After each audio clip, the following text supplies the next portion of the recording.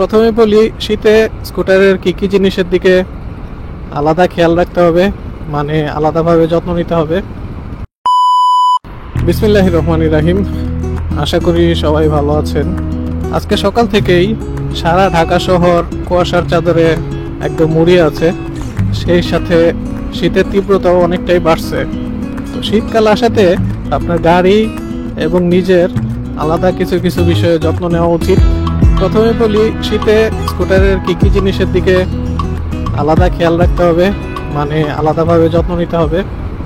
শীতকালে গাড়িতে যে প্রবলেমটা সবচেয়ে বেশি দেখা যায় সেটা হচ্ছে সকালবেলা অনেক স্কুটারের ক্ষেত্রেই দেখা যায় যে স্টার্ট নিতে প্রবলেম হয়। যে সমস্ত কার্বোরেটর ইঞ্জিনের গাড়ির চোখ অপশন আছে, চেষ্টা করবেন যে সকালবেলা চোখটা টেনে তারপরে বাইক স্টার্ট করার।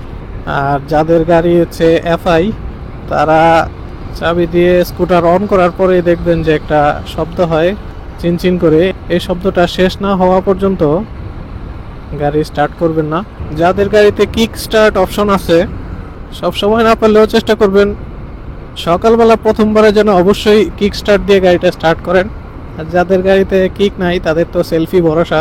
তো যাই হোক, গাড়ি স্টার্ট করার পরে সাথে সাথে গাড়ি নিয়ে টান দিবেন না। গাড়ির ইঞ্জিনটা কিছুক্ষণ গরম হওয়ার সুযোগ দিবেন। গাড়ি স্টার্ট করে কিছুক্ষণ আইডিয়াল ফেলে রাখতে হবে। ওই সময় থ্রটল চাপবেন না। ফলে কি হবে, গাড়ির ইঞ্জিনটা আস্তে আস্তে গরম হবে। ইঞ্জিন অয়েলটা গাড়ির ইঞ্জিনের প্রতিটা জায়গায় পৌঁছে যাবে। এরকম আইডিয়াল 5 মিনিট রেখে তারপরে গাড়ি নিয়ে মুভ করবেন। তাহলে আপনার গাড়ি থেকে ম্যাক্সিমাম আউটপুটটা পাবেন। শীতকালে আরেকটা বড় সমস্যা হয় হচ্ছে স্কুটারের ব্যাটারিতে। অনেক সময় দেখা যায় যে ব্যাটারিতে ঠিকঠাক মতো চার্জ থাকে না। আমি ঠিক জানি না কোন কারণে শীতকালে স্কুটারের ব্যাটারিগুলোতে আসলে বেশি প্রবলেম দেখা দেয়। তবে যাদের স্কুটারে ব্যাটারির ভোল্টেজ দেখা যায়, যেমন আমারটাতে এই যে এখন 14.5 শো করতেছে। তো যাদের এরকম রানিং অবস্থায় 12-এর নিচে অথবা আইডল অবস্থায় 10 বা 10-এর কাছাকাছি চলে যায় বা তার নিচে নেমে যায়, এরকম ভোল্টেজ যদি কম থাকে তাহলে অবশ্যই ব্যাটারিটা নিকটস্থ গ্যারেজে নিয়ে চার্জ করে নিতে হবে। তা না হলে যে কোনো সময় বিপদে পড়বেন। আরেকটা জিনিস শীতকালে খুব করে খেয়াল রাখা উচিত, সেটা হচ্ছে চাকার টায়ার প্রেশার। নর্মালি গরমের দিনে সব জায়গাতেই গরম থাকে। স্কুটার যখন রাস্তায় চলে তখনও সেটা গরম হয়। কিন্তু শীতকালে আমরা কি করি, যখন কোনো একটা গ্যারেজে অথবা ঠান্ডা প্লেসে স্কুটারটা পার্ক করে রেখে দেই, স্কুটারের টায়ারটা খুব ঠান্ডা মেঝেতে থাকার কারণে ভিতরে যে বাতাসটা থাকে এই বাতাসটা কিন্তু সংকুচিত হয়ে আসে। তার মানে টায়ার প্রেশারটা কিন্তু কমে যায়।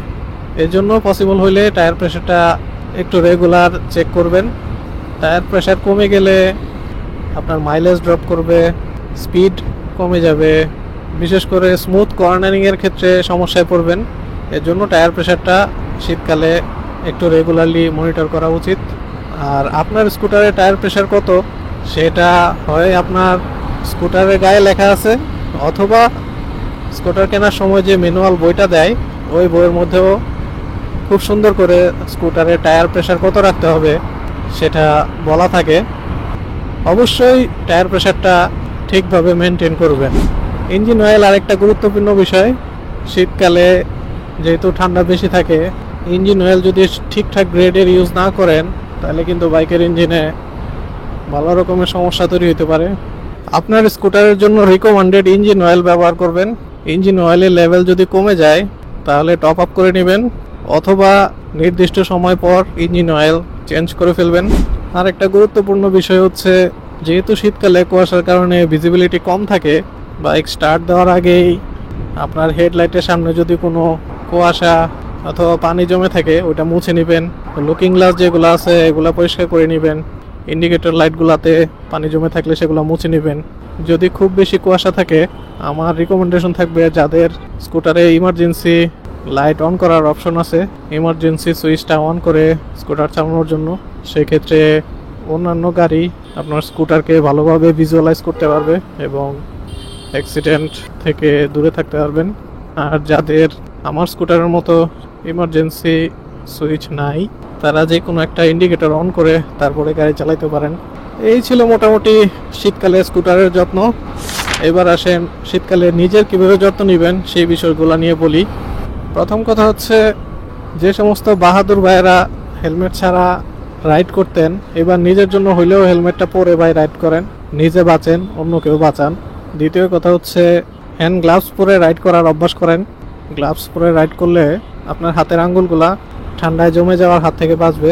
যাদের ফুল গ্লাভস পরতে সমস্যা হয় তারা প্রথমে আমার মতো হাফ গ্লাভস পরে অভ্যাস করতে পারেন, পরবর্তীতে আস্তে আস্তে ফুল গ্লাভসে শিফট হয়ে যান। শীত থেকে বাঁচার জন্য রাইডিং জ্যাকেট অথবা উইন্ড ব্রেকার ইউজ করতে পারেন।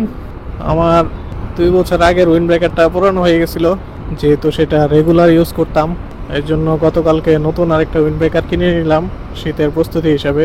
চাইলে আপনারাও ব্যবহার করতে পারেন শীত থেকে নিজেকে বাঁচানোর জন্য।